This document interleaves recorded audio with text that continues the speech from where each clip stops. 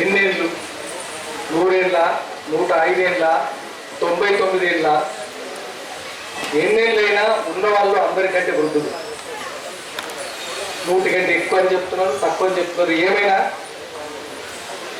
మనం ఆయన జన్మం ఏ రోజు గుర్తు కాలేదు, రికార్డు చేయలేదు, కానీ ఆయన జీవితం అంతా రికార్డ్ అయింది. పుట్టుక నీది, చావు నీది, బతుకంతా ప్రజలకు. పుట్టుక మాత్రమే ఆయనది, తర్వాత అంతిమ స్థానం మాత్రమే ఆయనది. బతుకంతా ప్రజలదే, ప్రజల కోసం బతికిండు. కొద్దిమంది అట్లా బతికేది. తెలంగాణ సాయుధ పోరాట యోధులు ఒక్కరొక్కరు గతించిపోతున్న సమయంలో కొద్దిమందే అంతరిస్తున్న జాతిలాగా మిగిలినప్పుడు, ప్రజల కోసమే వాళ్ళు బతికినప్పుడు, వాళ్ళు బతికినంత ప్రజల కోసమే, కుటుంబం కోసం బతకలేదు. ఇక్కడ ముందు జైని మల్లయ్య గుప్తా గారు ఉన్నారు, మల్లు స్వరాజ్యమ్మ కొద్దిసేపట్లో వస్తుంది, మూడు నరసింహరావు గారు ఉన్నారు, సాయుధ పోరాట యోధులు. వీరు మామూలుగా మనిషి చైతన్యం, ప్రాథమిక చైతన్యం తన కుటుంబం, తన పుట్టిన ఇల్లు, ద్వితీయ చైతన్యం సమాజం. కానీ బండు నరసింహులు గారికి ప్రాథమిక చైతన్యం సమాజం, కుటుంబం ద్వితీయ చైతన్యం అయినప్పుడు సమాజమే వారిని గుర్తుపెట్టుకోవాలి. వారి సమాజం కోసం బతికినప్పుడు సమాజం వారి కోసం పనిచేయాల్సిన అవసరం ఉన్నది. కాబట్టి ఏమలెక్క కాదు, మేమే బిడ్డలం, మా చందువే బిడ్డ అని చెప్పి మేము వారి కోసం ఇక్కడ ఈ సభ, వారి గమ్యం, వారి గమనం, వారి గాత్రం, వారి గానం మొత్తం ప్రజల కోసమే. కాబట్టి మా చందు గొప్ప రచయిత, చాలామంది విప్లవ రచయితల సంఘంలో ఉండి చాలామంది విప్లవ యోధుల గురించి పుస్తకాలు రాసిన చందు చాలా రోజులు శ్రమించి బండు నరసింహులు గారి వెంట తిరిగి పుస్తకం రాసినాడు. ఆయనే అందరికంటే ఎక్కువ వారి గురించి అధ్యయనం చేసినాడు. కాబట్టి ఈ పుస్తకం రిలీజ్ చేసిన తర్వాత ముందు చందు ఒక 10 నిమిషాలు మాట్లాడతారు. ఆ తర్వాత మళ్ళా పాట మాట ఉంటుంది. పాటతో పాటు మన బిడ్డల ఆట కూడా ఉంటుంది. ముందు ఒకసారి రిలీజ్ చేద్దాము.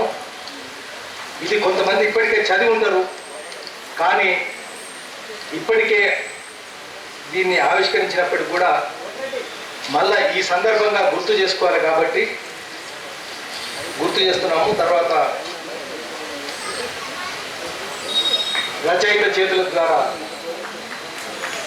నరసింహులు గారికి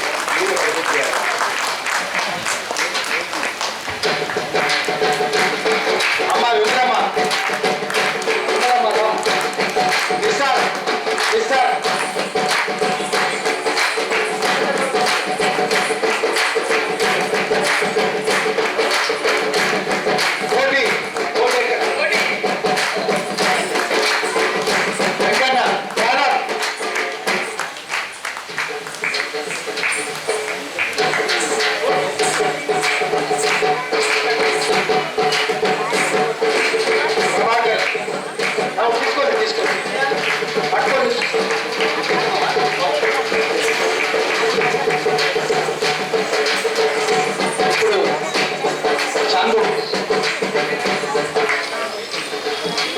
చందు సింగరేణి కాలేజీలో ఉద్యోగం చేసి ఆ సందర్భంలో సికాసాతో సహా అనేక ఉద్యమాలను చూసి శేషగిరిరావుతో సహా సింగరేణి కార్మికోద్యమాన్ని సృష్టించిన శేషగిరిరావుతో సహా అనేక మంది యోధుల పుస్తకాలు రాసిన చందు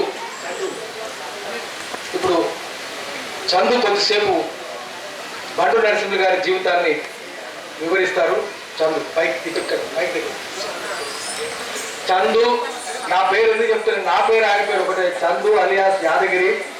చాలా మంది తెలియని విషయం ఏంటంటే ఆయన యాదగిరి అంటే పోలీసులు ఆయన పట్టుకెళ్ళి చిత్రహింసలు పెడతారన్న భయంతో అనేక పేర్లతో రాసింది, ఒక్క పేరుతో కాదు వేరు పేర్లతో రాసింది.